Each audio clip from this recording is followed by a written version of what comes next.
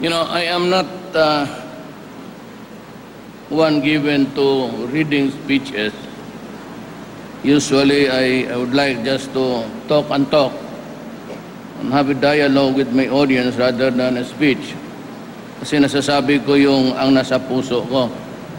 But for the rare times that I am in a hurry, not because of any personal errand, but because I feel bad that my troops there are getting wet and cold. Babasahin ko na lang itong speech ko. It's about 2 pages. But I have to make my acknowledgements. The Vice President, Maria Leonor Robredo. Ma'am, may I look at it for the 3rd time?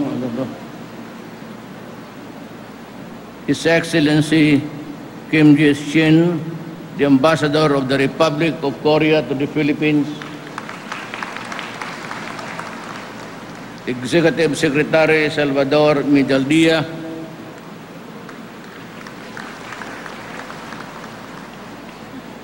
National Defense Secretary Delfin Lorenzana, and the other members of the Cabinet,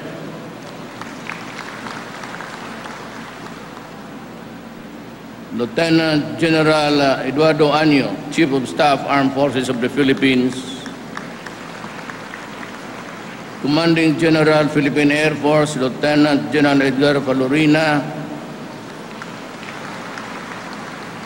Brigadier General Terso Dolina, the Chief Chaplain, the officers, enlisted men, and the civilian employees of the Philippine Air Force, mga co-workers in government, mga kababayan ko.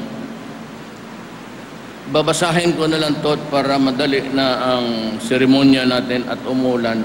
I find it very unsettling sitting there and looking at you all wet. I am privileged to join you today as we celebrate the 70th anniversary of our Air Force. As we commemorate this milestone, let me also honor the brave men and women of the AFP and the PNP who are now facing the enemy in Marawi and in other parts of the country. Especially, Philippine Air Force plays a crucial role in preserving our national integrity and in the face of challenges from within and from without, from the outside, our borders.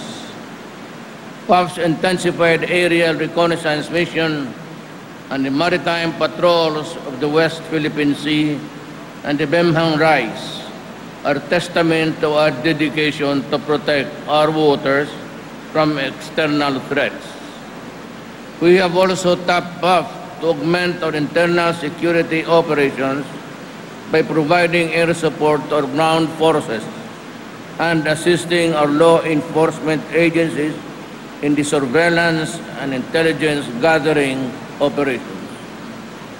Proving its capability on the ground, the Philippine Air Force has joined almost 2,000 counter-insurgency and law enforcement operations, 5 of which contributing to our ongoing war against illegal drugs and loose firearms.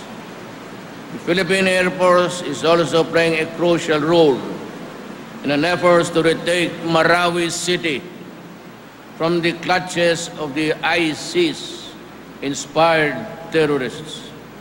We have deployed more than 40 of our air assets and more than 400 Air Force officers and personnel, and several of which are involved in ground operations. As we wrap up in our campaign to liberate Marawi, I am confident that the Philippine Air Force will once again take an active role in the rebuilding of the city and uplifting the spirit of those affected by the conflict.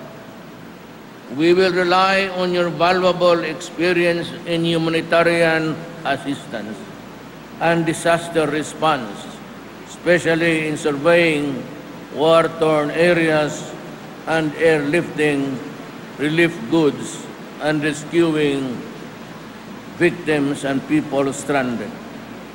I assure you that we will build on our past gains to further strengthen the Philippine Air Force.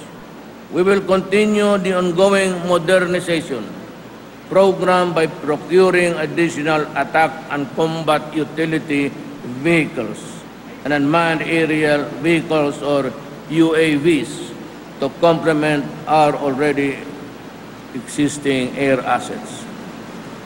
As our country faces the current challenges of terrorism and external security, I call upon the men and women of the Philippine Air Force to live up to your oath with the highest degree of professionalism and competence.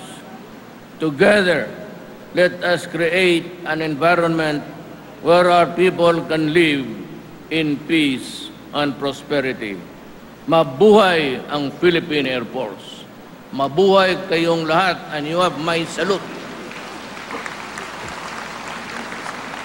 Thank you, sir.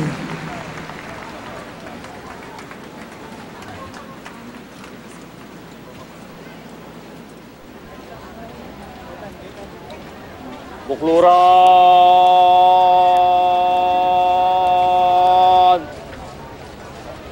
Yan po naging talumpati ni Pangulong Duterte dyan sa Clark, Pampanga. At ito nga po bilang bahagi ng pagdiriwang ng ika-70 anibersaryo ng Philippine Air Force. At bago ang talumpating yan ng Pangulo, ginawaran muna ng iba't ibang parangal ng mga taga-Air Force bilang bahagi pa rin ng pagdiriwang ng kanilang anibersaryo.